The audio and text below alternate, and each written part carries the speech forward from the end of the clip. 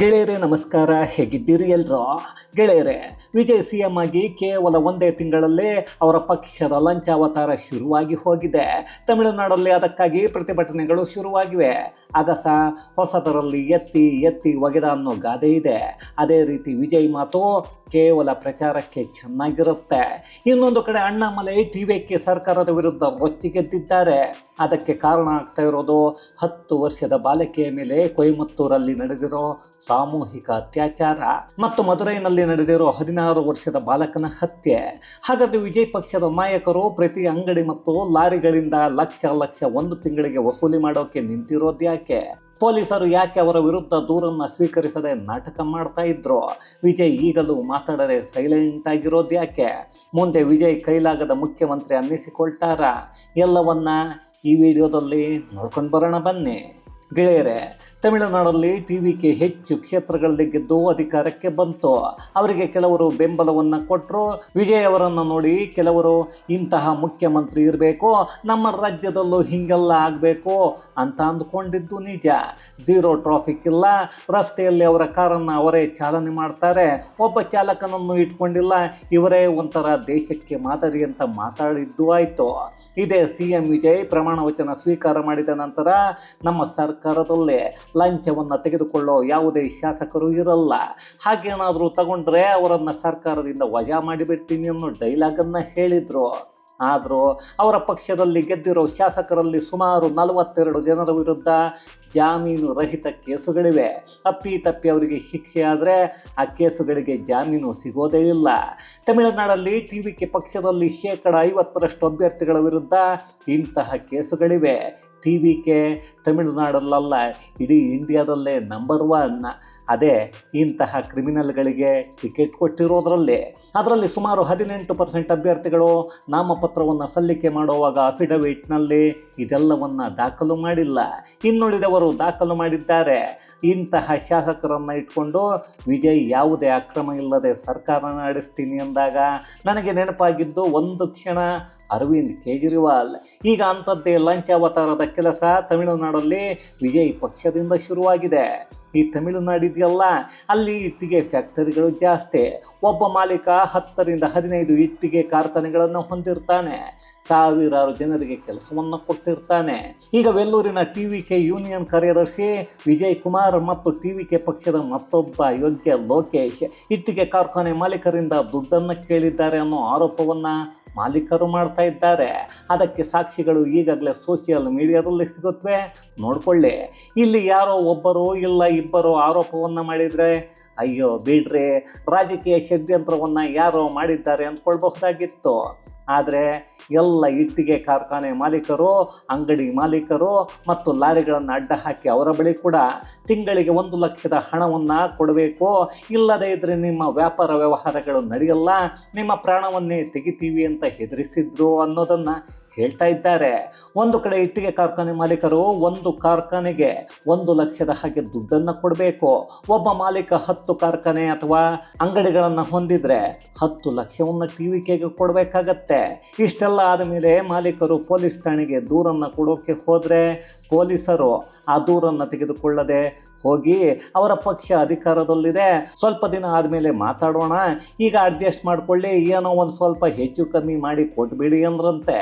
ಯಾವಾಗ ಪೊಲೀಸರು ಟಿವಿಕೆ ಪಕ್ಷದ ನಾಯಕರ ಪರ ಮಾತಾಡಿದ್ರೋ ಇದ್ದಕ್ಕಿದ್ದ ಹಾಗೆ ಎಲ್ಲ ಮಾಲೀಕರು ರಾಷ್ಟ್ರೀಯ ಹೆದ್ದಾರಿಯನ್ನು ಬಂದ್ ಮಾಡಿದ್ರು.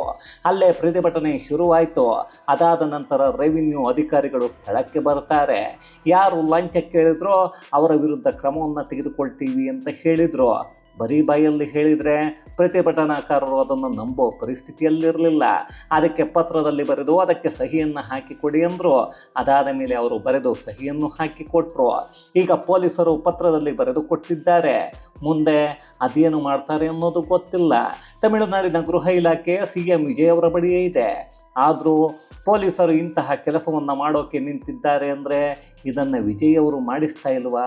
ಹಾಗಾದರೆ ಬೇರೆ ಯಾರೋ ಮಾಡ್ತಾ ಇದ್ದಾರಾ? ಅದನ್ನು ಯಾರು ಕಂಟ್ರೋಲ್ ಮಾಡಬೇಕು? ಅಥವಾ ವಿಜಯ್ಗೆ ಇಷ್ಟೆಲ್ಲ ಆಗ್ತಾಯಿದ್ರು ಏನು ಗೊತ್ತೇ ಇಲ್ವಾ?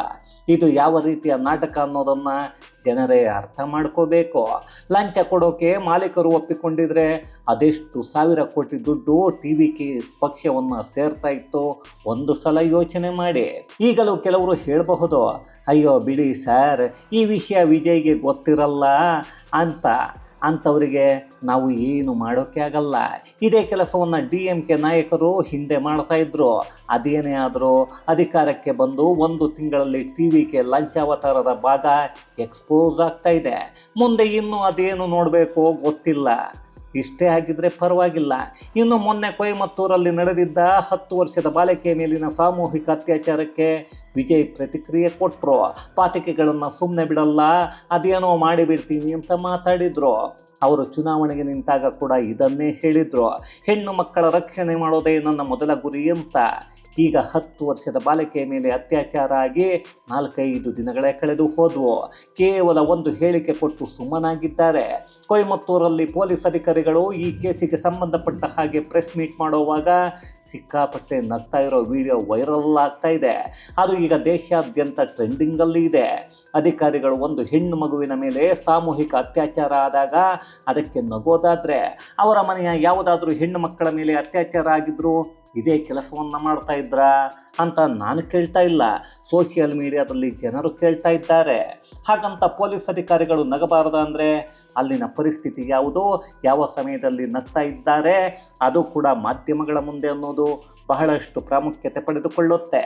ಆದರೆ ಮುಖ್ಯಮಂತ್ರಿ ಮತ್ತು ಗೃಹ ಸಚಿವರಾಗಿರೋ ವಿಜಯ್ ಮಾತ್ರ ಯಾವುದೇ ಕ್ರಮವನ್ನು ಇಂತಹ ಕರ್ಮದ ಪೊಲೀಸರ ವಿರುದ್ಧ ತೆಗೆದುಕೊಂಡಿಲ್ಲ, ಯಾವುದೇ ಹೇಳಿಕೆಗಳನ್ನು ಕೊಟ್ಟಿಲ್ಲ. ಇದೆಲ್ಲವನ್ನು ನೋಡಿ ಅಣ್ಣಾಮಲೈ ವಿಜಯ್ ವಿರುದ್ಧ ರೊಚ್ಚಿಗೆದ್ದಿದ್ದಾರೆ. TVK ಪಕ್ಷ ಹೇಳಿದ್ದೇನೋ ಈಗ ಮಾಡ್ತಾ ಇರೋದೇನೋ. DMK ಸರ್ಕಾರ ಇದ್ದಾಗ ಇಂತಹ ಘಟನೆಗಳು ಪದೇ ಪದೇ ನಡೀತಾನೇ ಇದ್ವು. ಅದೇ ಕಾರಣಕ್ಕೆ TVKಗೆ ಅಧಿಕಾರವನ್ನು ಜನರು ಕೊಟ್ಟಿದ್ದಾರೆ. ಅವರದ್ದು ಅದೇ ಕೆಲಸ. ಅವತ್ತು ಪ್ರಮಾಣ ವಚನವನ್ನು ಸ್ವೀಕಾರ ಮಾಡಿ ವಿಜಯ್ ಹೇಳಿದ್ದೇನೋ ಈಗ ಮಾಡ್ತಾ ಇರೋದೇನೋ. ಕೊಯಮತ್ತೂರು ಬಾಲಕಿ ಅತ್ಯಾಚಾರ ಕೇಸ್ ತನಿಖೆ ಆಗ್ತಾ ಇದ್ರೆ ಅದು ಎಲ್ಲಿಗೆ ಬಂತು? ಹಾಗೆಯೇ ಮದುರೈನಲ್ಲಿ 16 ವರ್ಷದ ಬಾಲಕನ ಹತ್ಯೆ ಆಗಿತ್ತು. ಆ ಕೇಸಿನ ತನಿಖೆಯಲ್ಲಿಯವರೆಗೆ ಬಂತು, ಯಾವ ಹಂತದಲ್ಲಿದೆ ಅದನ್ನು ಗೃಹ ಸಚಿವ ಆಗಿರೋ ವಿಜಯ್ ತಾನೇ ಹೇಳಬೇಕು. ಅದನ್ನು ಬಿಟ್ಟು ಯಾವುದಕ್ಕೂ ಉತ್ತರವನ್ನು ಕೊಡದೆ ಎಲ್ಲಿದ್ದಾರೆ ಅಂತ ಅಣ್ಣಾಮಲೈ ಕೇಳ್ತಾ ಇದ್ದಾರೆ. ನಿಜ ತಾನೇ, ಒಬ್ಬ ಗೃಹ ಮಂತ್ರಿಯಾಗಿ ಪೊಲೀಸ್ ಇಲಾಖೆಯ ವಿಚಾರಗಳಿಗೆ ಉತ್ತರವನ್ನು ಕೊಡಬೇಕು. ಅದರ ವಿಷಯಗಳು ಅವರಿಗೆ ತಿಳಿದಿರಬೇಕು, ಅದು ಅವರ ಜವಾಬ್ದಾರಿ ಕೂಡ. ಆದರೆ ವಿಜಯ್ ಇದಕ್ಕೆಲ್ಲ ಉತ್ತರ ಕೊಡ್ತಾರೆ ಅನ್ನೋ ನಂಬಿಕೆ ನನಗಂತೂ ಇಲ್ಲ.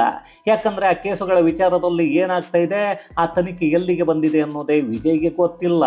ಹಾಗೇನಾದರೂ ವಿಜಯ್ ಅದರ ಡೀಟೇಲ್ಸನ್ನು ತಗೊಂಡಿದ್ರೆ ಅಣ್ಣಾಮಲೈ TVK ಸರ್ಕಾರದ ವಿರುದ್ಧ ಮಾತಾಡ್ತಾ ಇರಲಿಲ್ಲ. ರಾಜಕೀಯದಲ್ಲಿ ಏನು ಮಾಡಬೇಕು, ಯಾವ ರೀತಿ ಕಾನೂನು ಸುವ್ಯವಸ್ಥೆ ಕಾಪಾಡಬೇಕು ಅನ್ನೋದು ಗೊತ್ತಿಲ್ಲ ಅಂದರೆ ಏನಾಗುತ್ತೆ ಅನ್ನೋದಕ್ಕೆ ಉದಾಹರಣೆ ತಮಿಳುನಾಡಿನ CM ಜೋಸೆಫ್ ವಿಜಯ್. DMK ಅಧಿಕಾರದಲ್ಲಿದ್ದಾಗಲೂ ಇಂಥದ್ದೇ ಘಟನೆಗಳು ಪದೇ ಪದೇ ನಡೀತಾನೇ ಇದ್ವು. ಅದೇ ಕಾರಣಕ್ಕೆ TVKಗೆ ಅಲ್ಲಿನ ಮತದಾರರು ಮತವನ್ನು ಹಾಕಿ ಗೆಲ್ಲಿಸಿ ಅಧಿಕಾರವನ್ನು ಕೈಗೆ ಕೊಟ್ಟಿದ್ದಾರೆ. ನಾವು ವಿಜಯ್ ಪಕ್ಷ ಅಧಿಕಾರಕ್ಕೆ ಬಂದ ದಿನವೇ ಹೇಳಿದ್ವಿ, TVK ಮತ್ತು DMK ಒಂದೇ ನಾಣ್ಯದ 2 ಮುಖಗಳು, ಅದು ಗೊತ್ತಾಗಬೇಕು ಅಂದರೆ ಸ್ವಲ್ಪ ಸಮಯ ಬೇಕು, ಕಾಯ್ತಾ ಇರಿ ಅಂತ. ಪಾಪ ವಿಜಯ್ ಅವರ ಕರ್ಮಕ್ಕೆ ಅದು ಕೇವಲ CM ಆಗಿ 1 ತಿಂಗಳು ಆಗೋದಕ್ಕೂ ಮೊದಲೇ ಎಕ್ಸ್ಪೋಸ್ ಆಗ್ತಾ ಇದೆ. ಇನ್ನೊಂದು ಕಡೆ ಲಂಚವನ್ನು TVK ಪಕ್ಷದಲ್ಲಿರೋ ಯಾರೋ ಕೇಳಿರಬೇಕು, ಅದಕ್ಕೂ ವಿಜಯ್ಗೂ ಸಂಬಂಧ ಇರಲ್ಲ ಅಂತ ಯಾರಾದರೂ ಅಂದುಕೊಂಡ್ರೆ ಅದು ನಮ್ಮ ಮುಟ್ಟಾಳತನ. ಯಾಕಂದರೆ ವಿಜಯ್ ಹೇಳೋ ಪ್ರಕಾರ ಚುನಾವಣೆಗೆ ಒಟ್ಟು 160 ಕೋಟಿ ಖರ್ಚಾಗಿದೆ ಅನ್ನೋ ಲೆಕ್ಕ ಇದ್ದರೂ ಡೀಪ್ ಸ್ಟೇಟ್ ಮತ್ತು ಕ್ರೈಸ್ತ ಮಿಷನರಿಗಳು ಸೇರಿ ಸರಿಸುಮಾರು 2-3 ಸಾವಿರ ಕೋಟಿಯಷ್ಟು ಹಣವನ್ನು ಇಷ್ಟು ವರ್ಷ ಖರ್ಚು ಮಾಡಿವೆ ಅನ್ನೋ ಅಂದಾಜು ಇದೆ. ಹಾಗಂತ ಅದು ಹೇಗೆ ಒಂದೇ ತಿಂಗಳಲ್ಲಿ ಖರ್ಚು ಮಾಡಿದ್ರ ಅಂದರೆ ವಿಜಯ್ ಚುನಾವಣೆಗೆ ಸ್ಪರ್ಧೆ ಮಾಡೋದಕ್ಕೆ 20 ವರ್ಷಗಳ ಹಿಂದೆಯೇ ಪ್ಲ್ಯಾನ್ ನಡೆದಿತ್ತು. ಅದನ್ನು ಯಾರು ನಡೆಸಿದ್ರು, ಯಾಕೆ ನಡೆಸಿದ್ರು ಅನ್ನೋದು ದೊಡ್ಡ ವಿಚಾರ. ಈಗ ಅವರ ಹಣವನ್ನು ವಾಪಸ್ಸು ಕೊಡಬೇಕು ಅಥವಾ ಅವರಿಗೆ ಯಾವುದಾದ್ರೂ ಲಾಭ ಆಗೋ ಕೆಲಸಗಳನ್ನು ತಮಿಳುನಾಡು ಸರ್ಕಾರ ಮಾಡಿಕೊಡಬೇಕು. ಅದನ್ನೇ ಮಾಡೋಕ್ಕೆ TVK ಸರ್ಕಾರ ನಿಂತಿದೆಯಾ ಅನ್ನೋ ಅನುಮಾನಗಳು ಖಂಡಿತ ಬರುತ್ತವೆ. ಮುಂದೆ ವಿಜಯ್ ಯಾರ್ಯಾರ ವಿರುದ್ಧ ಯಾವ ರೀತಿಯ ಕ್ರಮಗಳನ್ನು ತೆಗೆದುಕೊಳ್ತಾರೆ ಅನ್ನೋದನ್ನು ಕಾದು ನೋಡೋಣ ಬಿಡಿ. ಇದು ಗೆಳೆಯರೇ, ವಿಜಯ್ ಪಕ್ಷ ಅಧಿಕಾರಕ್ಕೆ ಬಂದ ಒಂದೇ ತಿಂಗಳಲ್ಲೇ ಲಂಚಾವತಾರ ಎಕ್ಸ್ಪೋಸ್ ಆಗಿ ಕಾನೂನು ಸುವ್ಯವಸ್ಥೆ ಹದಗೆಟ್ಟಿರೋದರ ಕುರಿತಾದ ಒಂದಷ್ಟು ಮಾಹಿತಿ ಮತ್ತಷ್ಟು ವಿಶೇಷತೆಗಳೊಂದಿಗೆ ಮುಂದಿನ ವಿಡಿಯೋದಲ್ಲಿ ಭೇಟಿಯಾಗೋಣ. ಅಲ್ಲಿಯವರೆಗೂ ಕನ್ನಡವೇ ಸತ್ಯ, ಕನ್ನಡವೇ ನಿತ್ಯ.